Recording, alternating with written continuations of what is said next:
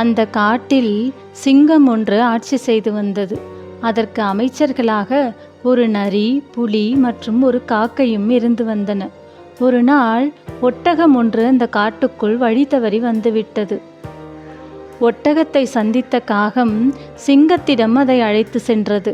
சிங்கம் அதற்கு அடைக்கலம் கொடுத்து அதையும் தன் அமைச்சர்களில் ஒன்றாக இருக்கும்படி கூறியது.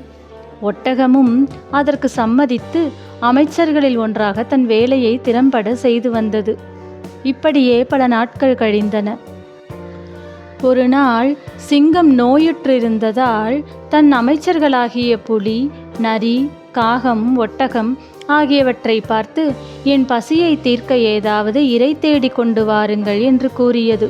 அவை நான்கும் காடெல்லாம் சுற்றித் திரிந்தும் எங்கும் இரை கிடைக்காமல் திரும்பி வந்தன. ஒட்டகத்திற்கு தெரியாமல் காகம் புலி, நரி இரண்டையும் அழைத்து கொண்டு சிங்க மன்னனிடம் சென்றது. மன்னா, காடு முழுவதும் தேடி பார்த்து விட்டோம், எங்கும் இரை கிடைக்கவில்லை என்றது காகம்.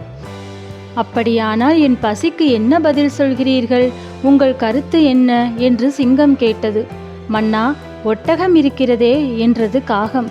அடடா, அப்படி நினைப்பதே பாவம் என்ற சிங்கம் தன் காதுகளை மூடிக்கொண்டது.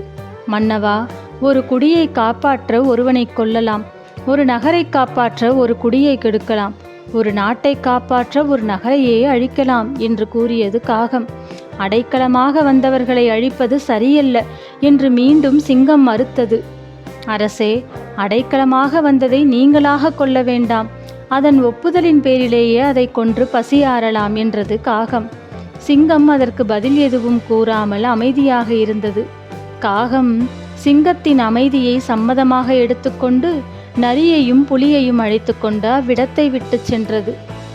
ஒட்டகம் வந்தவுடன் நான்குமாக மீண்டும் சிங்கமன்னனிடம் வந்தன. அரசே, இந்த காடு முழுவதும் இரையே கிடைக்கவில்லை, என்னை கொன்று உண்ணுங்கள் என்றது காகம். உன் சிறு உடல் என் பசியாற்றுமா என்று கூறியது சிங்கம். உடனே நரி, என்னை உண்ணுங்கள் மன்னா என்றது. உன்னை தின்றாலும் என் பசி அடங்காதே என்றது சிங்கம்.